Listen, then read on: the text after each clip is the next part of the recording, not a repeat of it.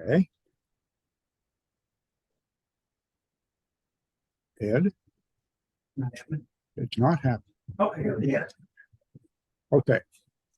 So what it is, it's an adjunct program with WSJT or JTDX or MSHV. It works with all three.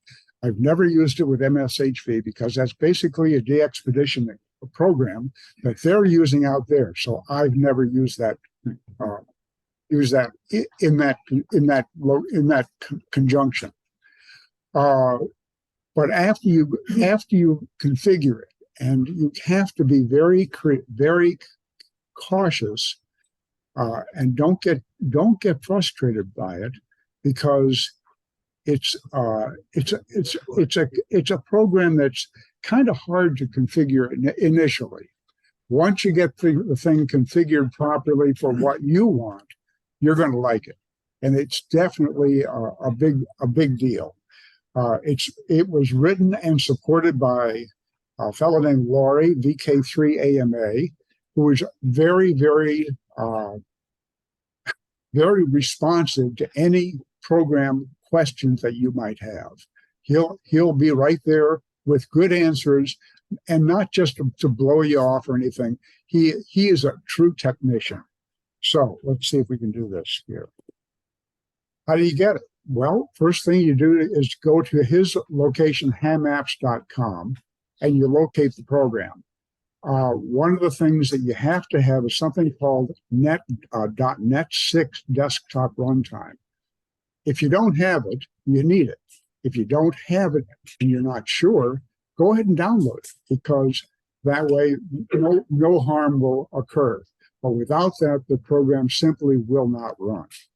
And when you download the program, you'll find there are other things in addition to this .NET 6. So this is how you load the program. You download the .NET 6 runtime. You download JTAlert, the install.exe file, and that has the main program plus other programs associated with it. A database program, a language program. These things are all included. So you have to know whether you have a 32-bit or 64-bit PC. If you have a 32-bit and you try to load 64-bit, it simply won't work, and it'll tell you. If you have a 64 and you try to load 32, it'll also tell you that. So it's all, it's pretty simple, really. Once you load it and you start JTAlert, and then this is the big decision. What do you want this program to give you? Do you want to give you DX alerts? Do you want it to alert you to counties? Do you want it to alert you to states? Do you want it to alert CQ zones, ITU zones, VE areas up in Canada? What do you want it to do? In my case, I wanted it to alert me to DX spots of stations I haven't had, or DX, the marathon. Those are the only two things I'm interested in. I could care less about continents, states, stuff like that. I really don't care, except 6 meters is kind of neat for grids. So I do look for grids on 6 meters only. So you'll have to look at each area and see how you want this configured. Keeping that in the back of your mind, this is what I want. I want DX and marathon. I don't want this other stuff. So here's a list of the options. Now it's a little bit fuzzy to read, but what we can do is we can go down through here, and as we go down through it, you can see what boxes I've checked over here. The wanted call, the wanted U.S. states, in some cases, wanted marathon, user-defined alert. Each one of these are defined in other areas of this program. So the first thing you look at is the wanted call alert. Every time your call is on the screen, do you want it to be alerted? I don't. I found out the hard way. Every time my call came up there, it said, wanted call. I know who I am. So therefore, it wasn't applied. I did have my call sign in there. And also here's an alert sound, which is a ding ding. You can apply whichever sounds that you want and set the volume for it through your speakers on your PC. So that's the first screen. Second screen, CQ. Well, I want to see some incoming stations that are calling CQ. I want to know who's calling CQ. So I enable that alert, and we show the different colors that are here. Directional CQs, somebody that's calling CQ North America, CQ DX, CQ Parks on the Air, CQ Summits on the Air. All these are directional type of CQs. So you can highlight that and highlight them so that you know what they are. So then you go down a wanted prefix alert. Well, I don't particularly want to know any prefixes, so I don't have it checked. Look at that. I 3,431 prefixes I don't need because I don't care. Wanted CQ Marathon. Well, yes, I do want that. Now, this was set up last year, so this was in 2021. But here, you come down here, and there is the audio sound that you hear when a new DX marathon is spotted. It says new marathon. There you go. And on what bands do you want them? Well, here we are looking at any band, any mode, and I didn't want 219 at the time. I wanted 167. So you can go down through the whole using the drop-down arrows. You can remove or add more countries in there that you want. U.S. states, I don't care about U.S. states except maybe on 6 meters. So I've checked that possibly. And the bands, well, gee, on 17, I need one state, Kansas. So this is just to give you an idea of what you might want for your band states. VE province, I could care less. And therefore, nothing is checked. Wanted DXCC, oh yeah, we want that. And again, the same sound comes up.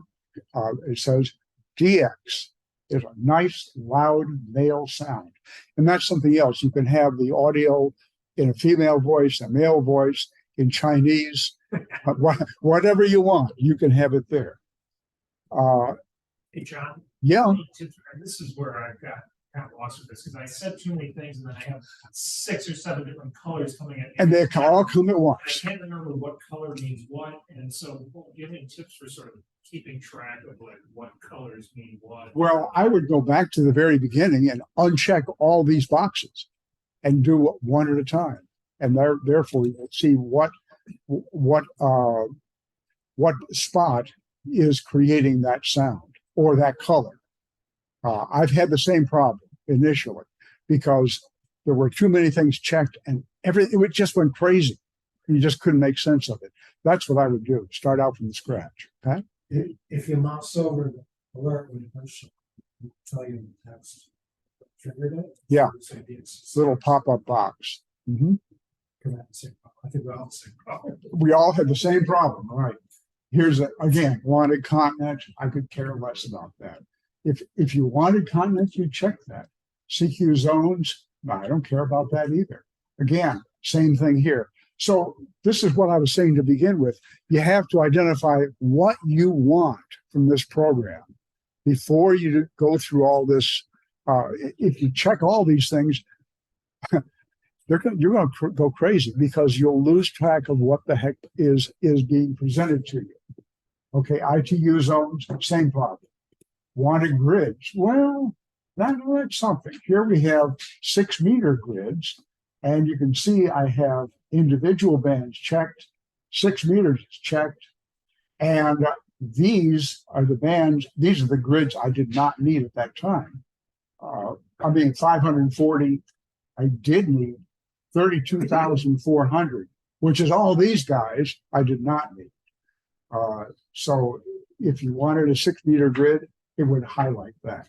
Now this is interesting right here, miscellaneous alerts. a lot of times on your DX bulletins, online, any place, you can find different calls that are rare, DXpeditions, ones that you want. I'm sure some of the guys recognize 6 Oscar, 1 Oscar, Oscar. The 5U4, that was a good one too. 5U4A HM. This was again 2 years ago. But when these calls are highlighted, when these calls, I should say, are spotted, then the program will highlight that call and alert you to it, and it'll say wanted call. Again, you have to configure each one of these messages, the audio messages, to what you want. And likewise for ignored call signs, well, yeah, these 2 call signs I didn't want. So any spots for these, any alerts, I should say, for these, they're totally ignored. Keywords, you can put any type of keyword you might want in there. Something that is repeated that you like. This is to show the start and end of a transmit or receive period. This is again enable the start of a TX period. The RX frequency. These are different alerts that what you're going to have to do is go through this step by step by step and see and read it and say, do I want that? Now here's a TX watchdog. This is kind of neat too, because every so often you'll see a guy calling CQ, and he calls CQ, and you call him, he calls CQ. Half a dozen other guys call him, he called CQ. He goes on forever calling CQ. He's walked away from the station. He's just not operating the station, and it's a runaway station. This will alert that, and so it'll stop it after a period of time. If you're out of the shack, why do I want to tell somebody I'm out of the shack? I don't know, but you can if you want to. Now, this is an interesting one also, and I won't go into this because it is a complicated program. This is where a user-defined alert, where you can see I have a send email.bat, it's a batch file I have. And this will create an email that's being sent to me and actually will appear on my phone, my cell phone, as a spot. And so I can get a spot on my phone in wherever. And actually, I've gotten some here tonight for 7 Oscar. But there's are several ways to configure this, and I cannot explain them now. I really can't, because it's too complicated for us at this point. Okay, so Windows notifications, yeah, we would want to be notified for Windows. No alerts. I mean, who cares? The alert priority. Okay, so this way you can create however you want these alerts in priority order.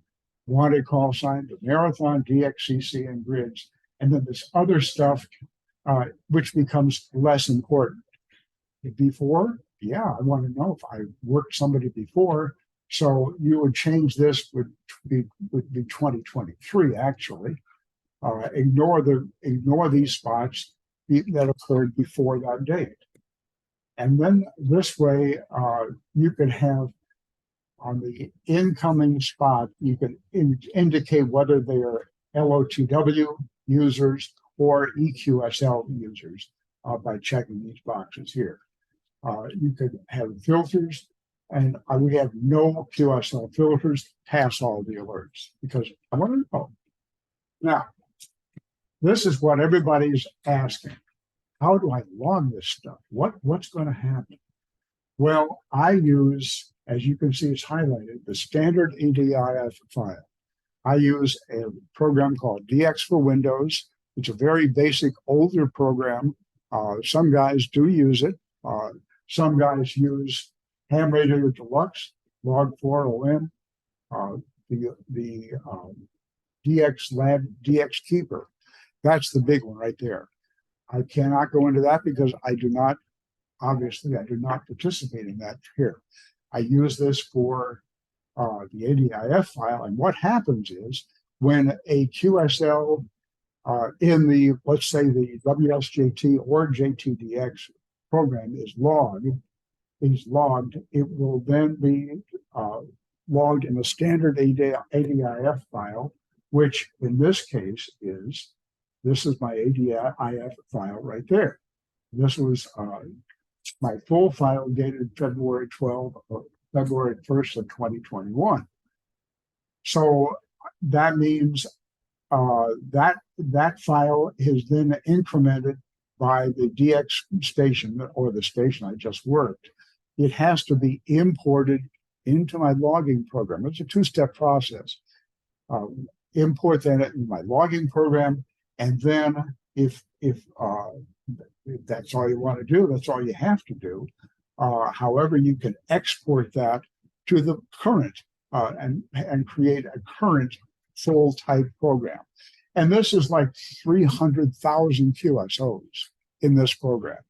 Now, in talking with Laurie, the developer on this, he had no idea somebody was, and this was a couple of years ago, he had no idea somebody was trying to have his program go through 300,000 QSOs because it took like a minute to load the program. Every time the program loaded, it was so long.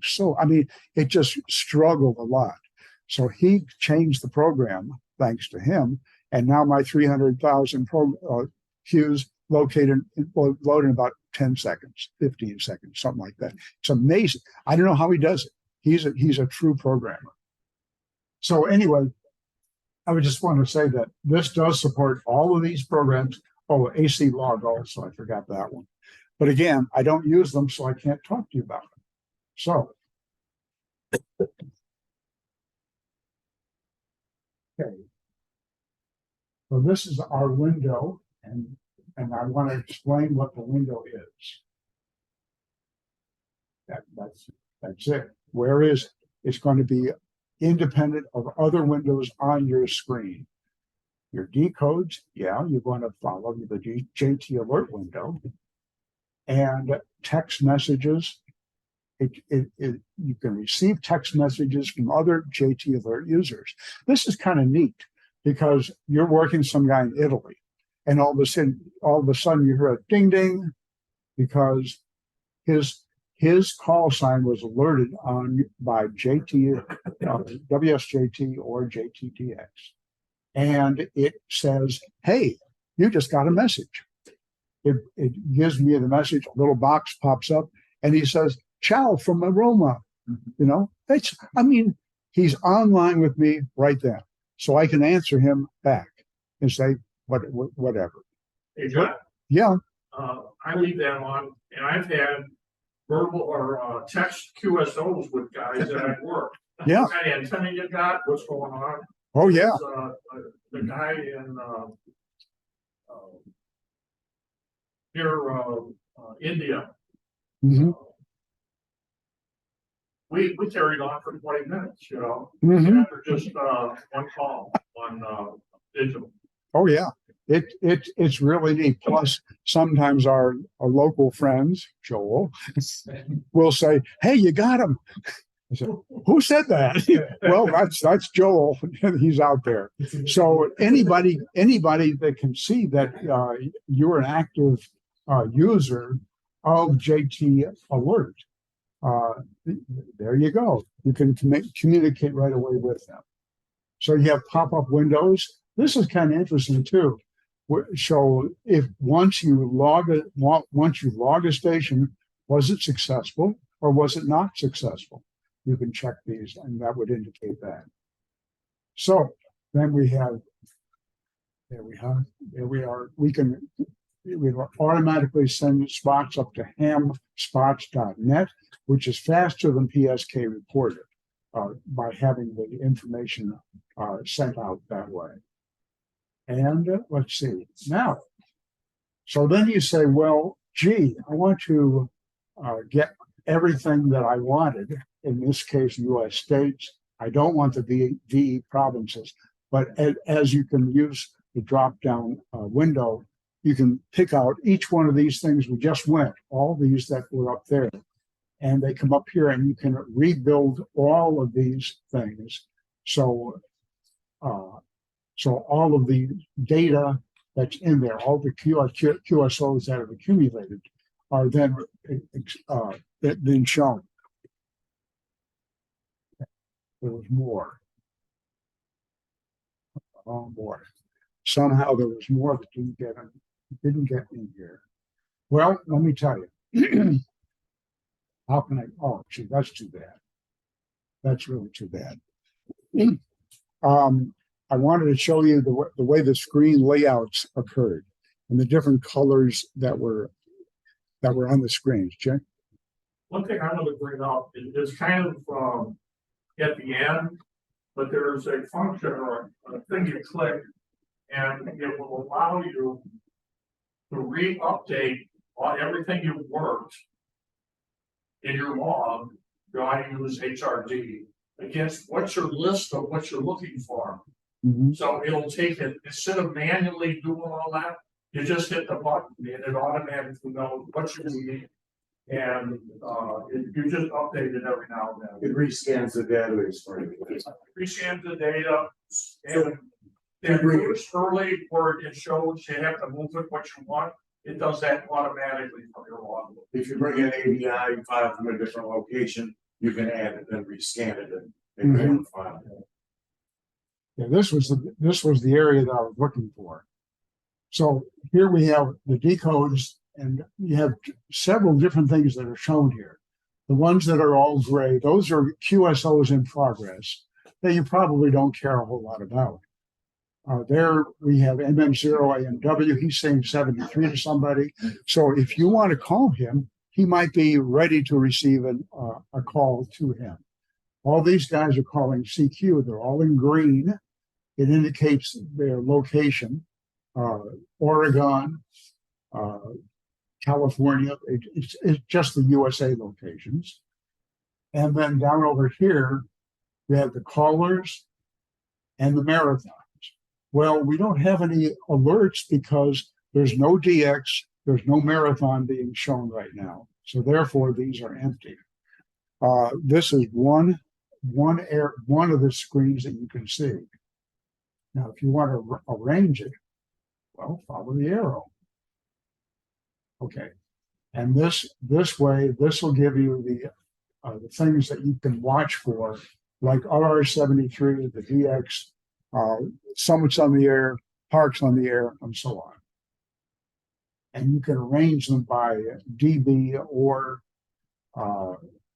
by the way they appear on your screen. I found that if you have them appear the way that they appear on your JTAlert or WSJT screen, it makes it much easier to try to find out where is that call. I mean, I see it, but now it's starting to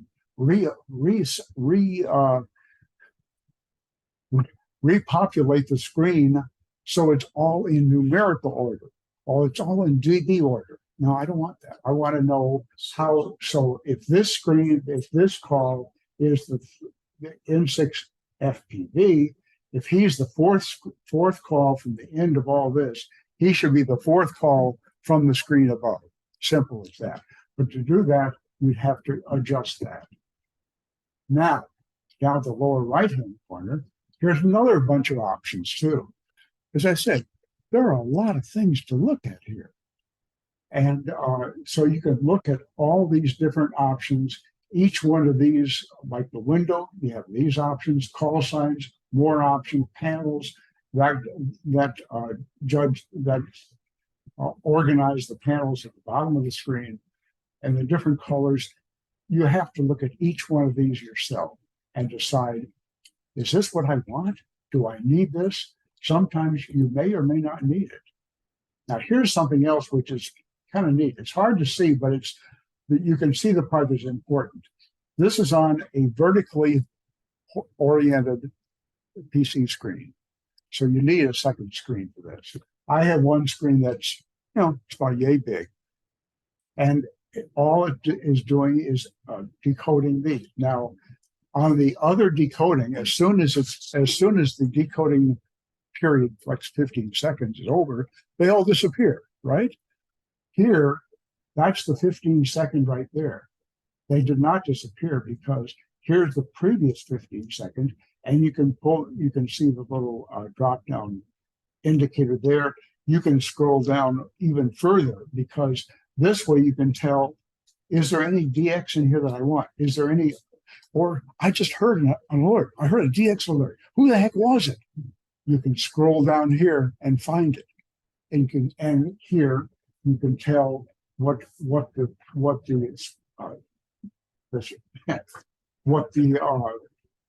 dB rating is, minus 24 dB.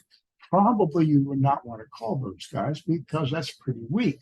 Other ones that are not in the blue background, those are above minus 10. So, well, actually, there's a minus 11 in there. But anyway, those are stronger signals. You'd have more of a chance to call them. Here's a guy that's calling CQ North America. He's a plus 20, it looks like. Wow. Okay, that's in California. If you want to call him, there he is. In this first column also, you can see there are asterisks, and those are shown, those guys are calling CQ. As you can see there, in with the highlighted green call signs. This guy's calling CQ North America. Those are the only ones that are highlighted that way.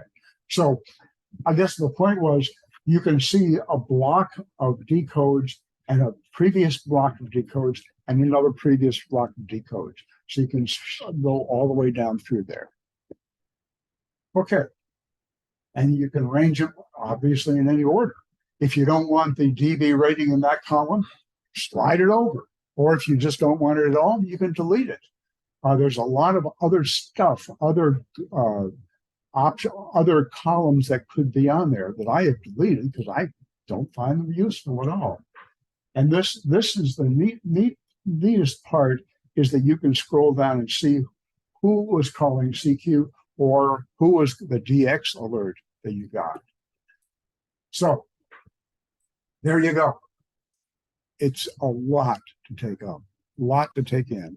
And you have to really allow a number, I would say a couple of hours, if you have it, to try to really identify what you want and how you want it configured.